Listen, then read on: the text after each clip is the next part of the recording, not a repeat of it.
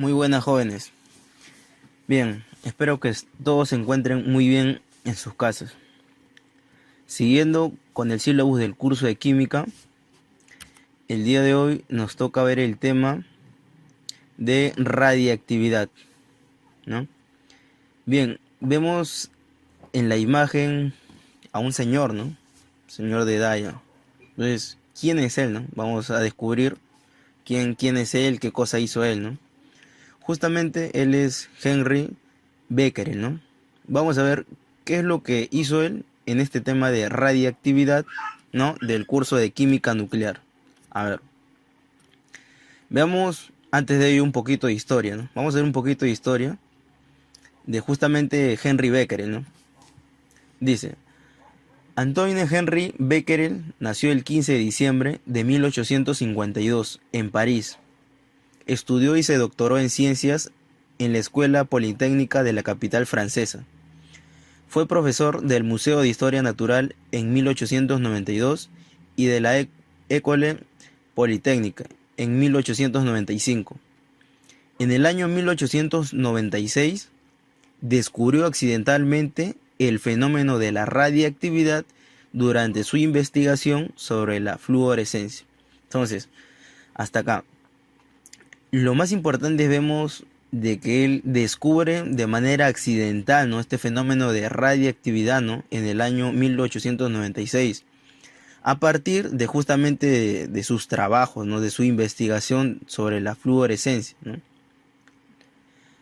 ¿Qué más? Las sales de uranio emitían una radiación capaz de atravesar papeles negros y otras sustancias opacas a la luz ordinaria. Estos rayos se denominaron en un principio rayos B, en honor de su descubridor, justamente Becquerel, ¿no? Además, realizó investigaciones sobre la fosforescencia, espectroscopía y la absorción de la luz. En el año 1903 compartió el Premio Nobel de Física con los franceses Pierre y Marie Curie. Justamente, estos señores, ¿no? Madame Curie con Pierre Curie, son los personajes que más reconocemos cuando hablamos de radiactividad, ¿no? Esto lo vamos a ver a continuación, por qué justamente es que se habla tanto de esta pareja, ¿no?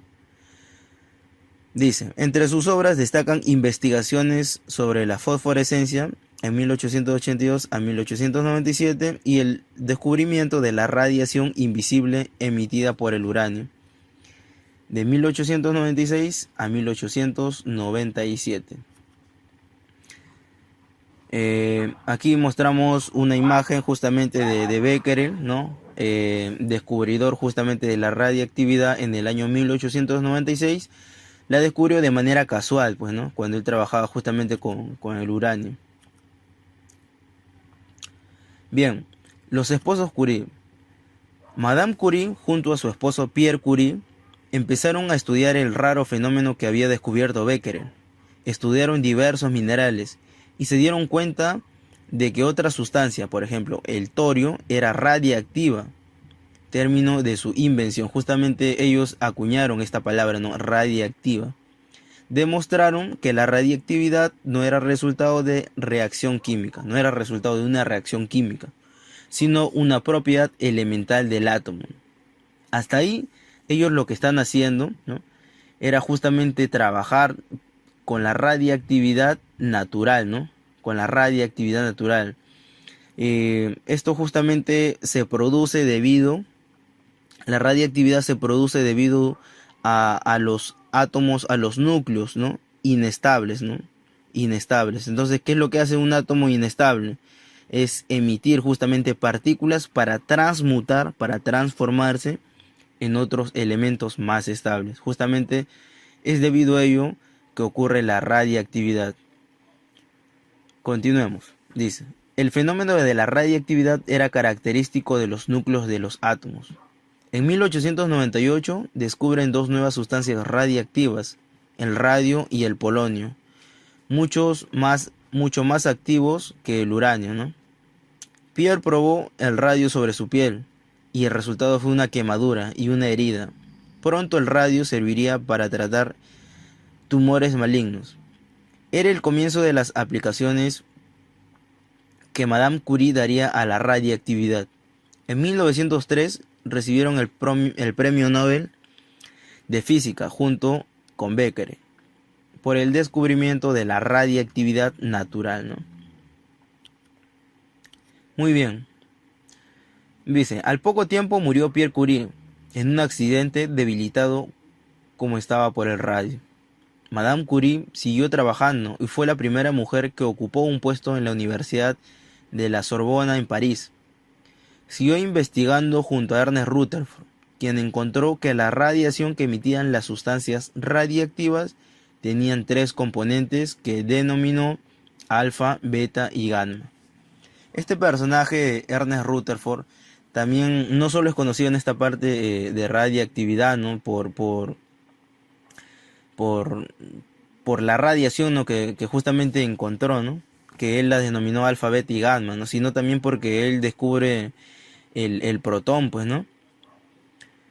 ¿Qué más? Madame Curie siguió estudiando el fenómeno de la radiactividad durante toda su vida, prestando especial atención a las aplicaciones médicas de la radiactividad junto con los rayos X, de justamente Röntgen, ¿no? Röntgen justamente fue que trabajó con ellos, ¿no? Recién descubiertos. Agotada, casi ciega, los dedos quemados y marcados por su querido radio, Madame Curie murió a los 60 años de leucemia en 1934. Su hija Irene continuó su trabajo con la misma pasión junto a su marido, con el que descubrió la radiactividad artificial y por lo que recibieron el premio Nobel, ¿no?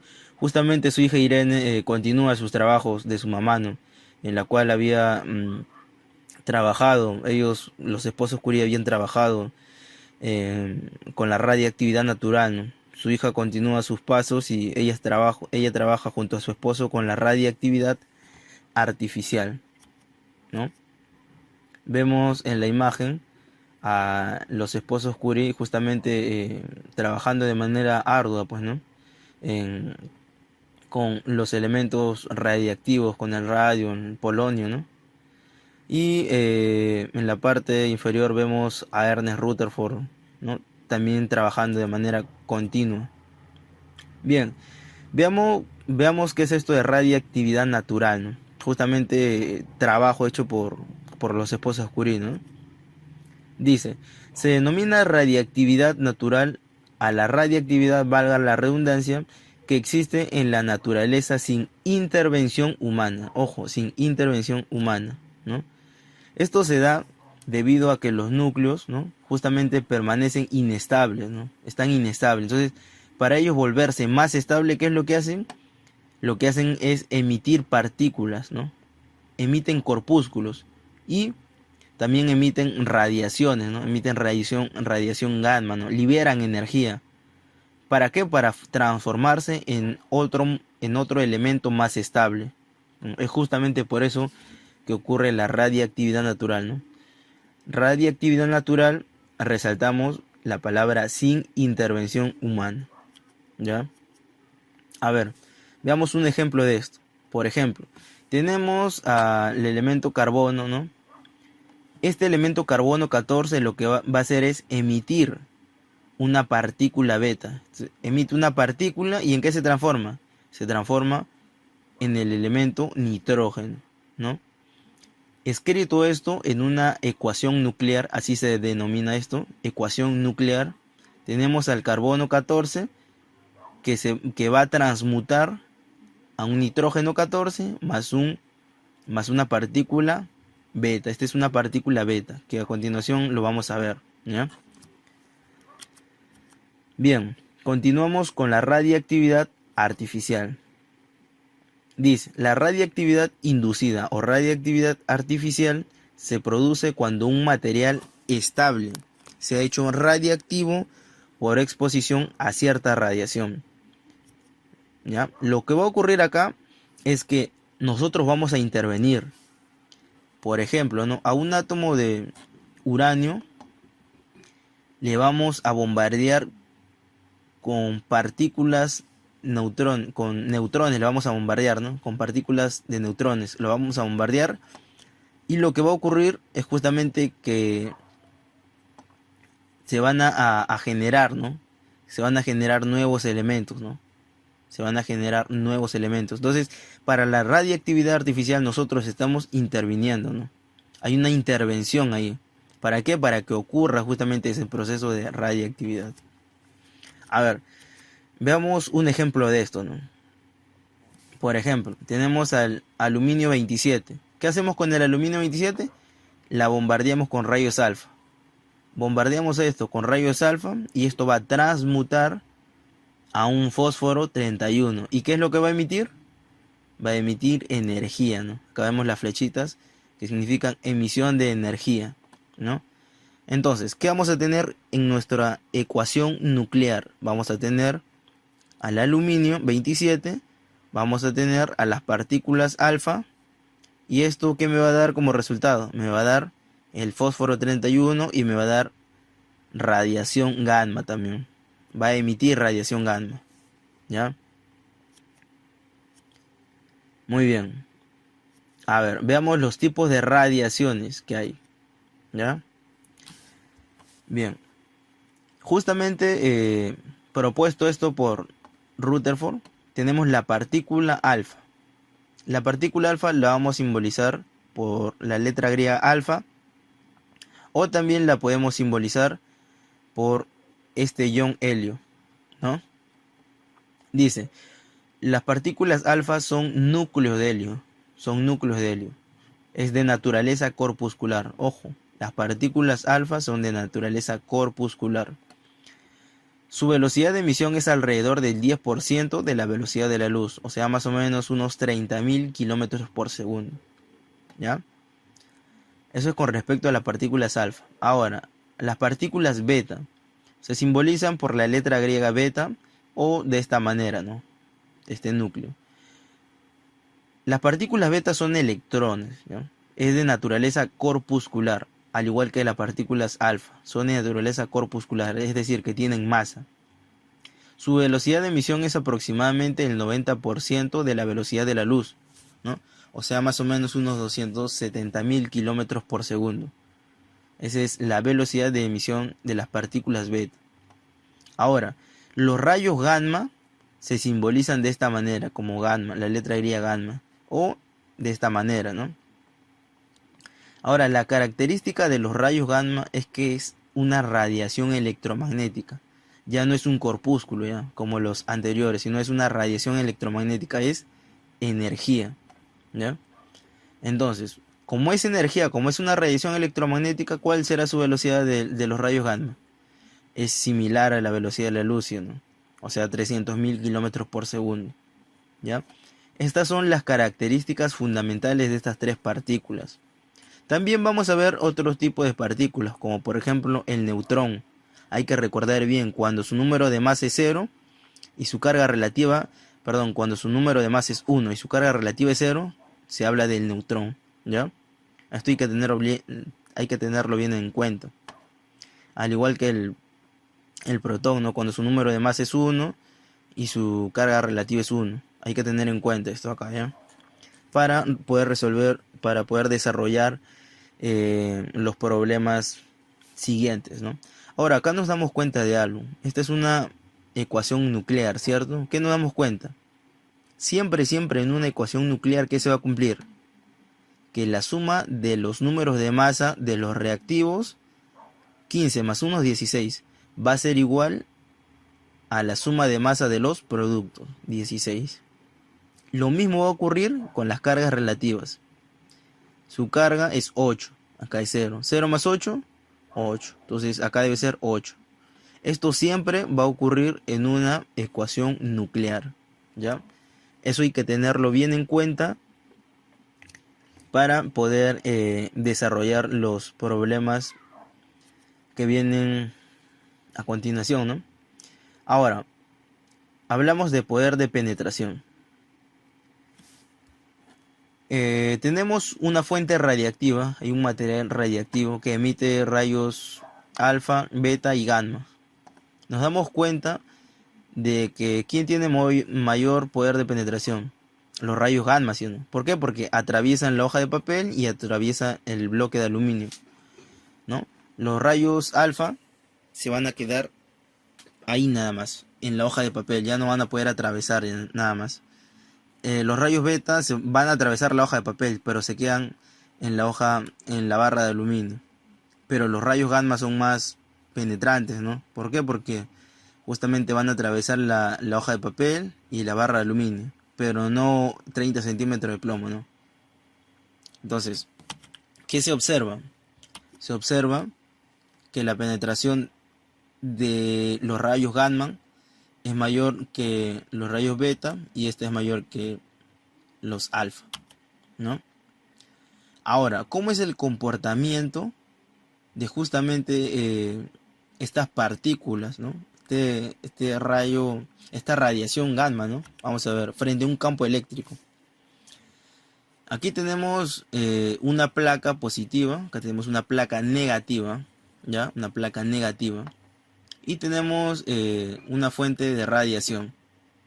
Esta va a emitir rayos beta, rayos gamma, ¿no? Neutrones, ¿no? Cargas, partículas con cargas positivas también. Entonces, como la radiación beta se trata de electrones, el electrón tiene carga negativa. ¿Para dónde se irá? ¿Para el lado positivo o el lado negativo? Se va al lado positivo, sino ¿por qué? Porque lo positivo atrae a lo negativo. Entonces, como es una partícula negativa, se va a pegar a la placa positiva, ¿ya? Los rayos beta se apegan a la placa o se desvían hacia la placa positiva. La radiación gamma no va a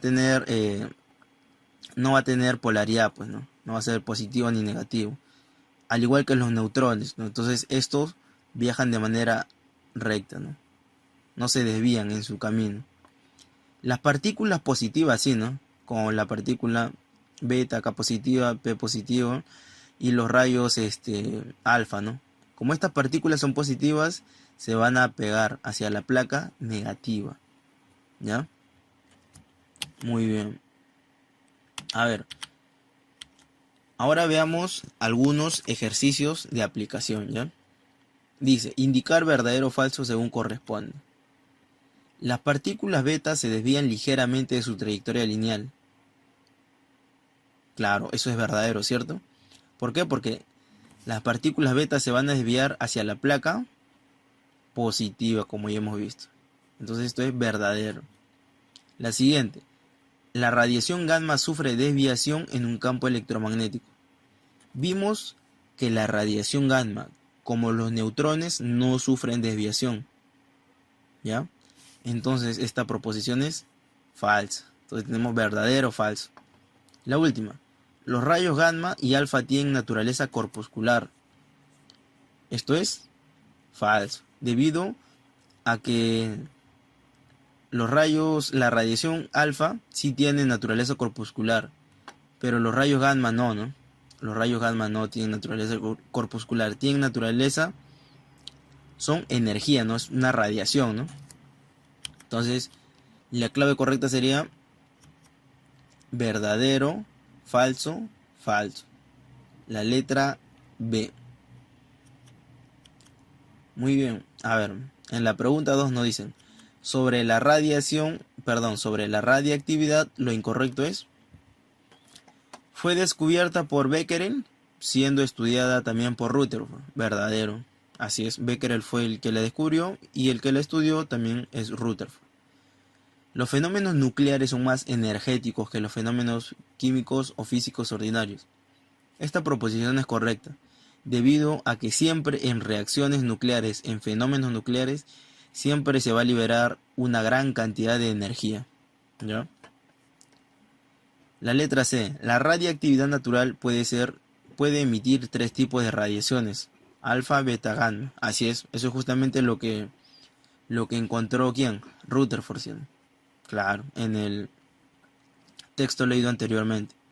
Ahora, según el poder de penetración, gamma es mayor que alfa y es mayor que beta. Esta proposición, ¿cómo es? Es incorrecta, debido a que beta es mayor que alfa, no al revés. Entonces la clave sería la D.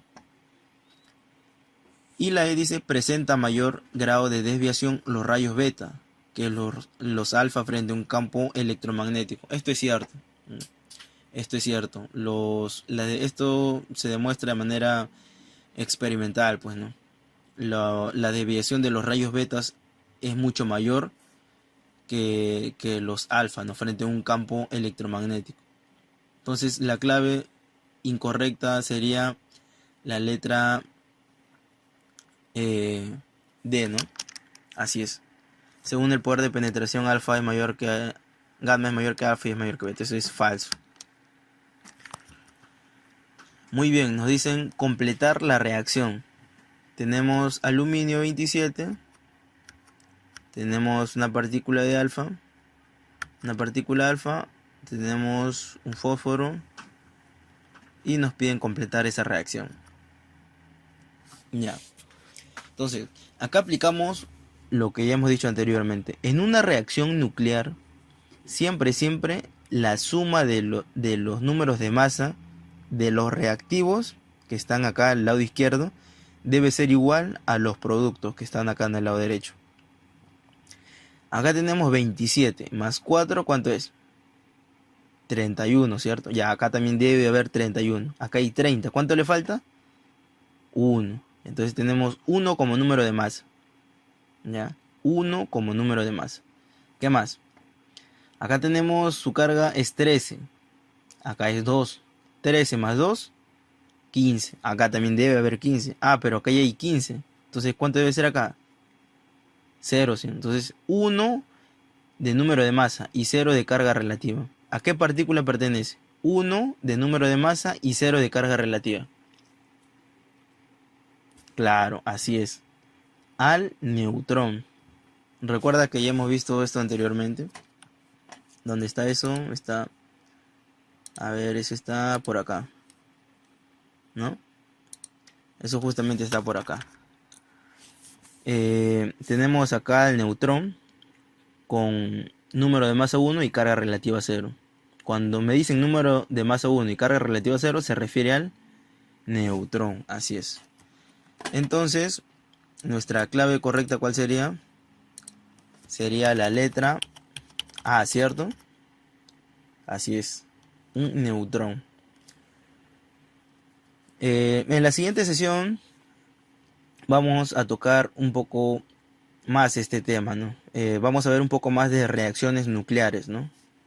Para entender aún más de qué se tratan estos tipos de ecuaciones nucleares, ¿no? Bien, muchachos. Muy bien, jóvenes. Espero que la clase del día de hoy haya sido muy productiva para todos ustedes. Espero que todos se encuentren muy bien en casa. Y conmigo será hasta la próxima.